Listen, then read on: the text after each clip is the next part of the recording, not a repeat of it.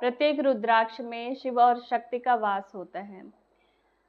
हम जब रुद्राक्ष धारण करते हैं तो अलग अलग पुरुषार्थों की पूर्ति के लिए करते हैं। यदि किसी की कुंडली में अल्पायु की स्थिति बनी हुई है, मनुष्य की अल्पायु है, तब मृत्युंजय रुद्राक्ष, महामृत्युंजय रुद्राक्ष धारण किया जाता है, जो कि 18 मुखी रुद्राक्ष है। और यदि किसी को हृदय रोग की संभावनाएं है या पहले से ही किसी को हृदय रोग है, वो 15 मुखी रुद्राक्ष धारण कर सकता है। या आपको किसी भी तरह से कोई टोना टोटका करके, ब्लैक मैजिक करके आपको परेशान कर रहा है, तब आप 10 मुखी और 11 मुखी का संयोजन धारण कर सकते हैं। अलग अलग कार्यों के लिए, अलग अलग सिद्धियों की प्राप्ति के लिए आप अलग अलग रुद्राक्ष धारण कर सकते हैं।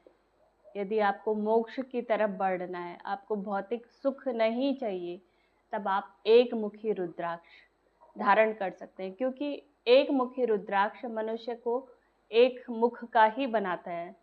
क्योंकि हम इस भौतिक संसार में मनुष्य के दिखने में तो एक मुंह होते हैं, लेकिन उसके अलग अलग रिश्ते नातों के लिए, अलग अलग विषयों के लिए, अलग अलग जीवन की जो उसकी चाह होती है, उसके लिए अलग अलग मुख होते हैं, जो वो स्वयं ही जानता है।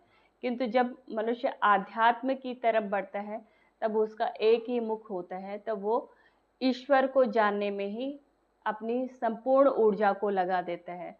और जब वो ईश्वर को जानने में अपनी संपूर्ण ऊर्जा को लगाता है, अपने मन, मस्तिष्क और आत्मा को लगाता है, तब उसके शरीर की, भौतिक संसार और आध्यात्मिक संसार की जो नाड़ियां हैं, जिनको हम ईड़ा और पिंगला नाड़ी के रूप में जानते हैं, इनकी ऊर्जाएं सुषुम्ना में एकाकार हो जाती हैं और मनुष्य मोक्ष की तरफ बढ़ता है। तो यही रुद्राक्ष भी हमें बताते हैं कि मैं तुम्हें आध्यात्मिक सुख, भौतिक सुख भी दूंगा और आध्यात्म की ओर बढ़ाते हुए मोक्ष की तरफ भी, तुम्हें मोक्ष की तरफ जाने के लिए प्रेरित करूंगा।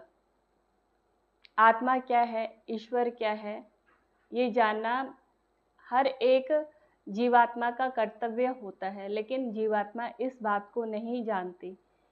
जब हम इस बात को नहीं जानते या कोशिश भी नहीं करते जानने की, तब तक जन्म पे जन्म होते जाते हैं और मनुष्य की जो ये जन्म लेने की प्रक्रिया कभी खत्म नहीं होती।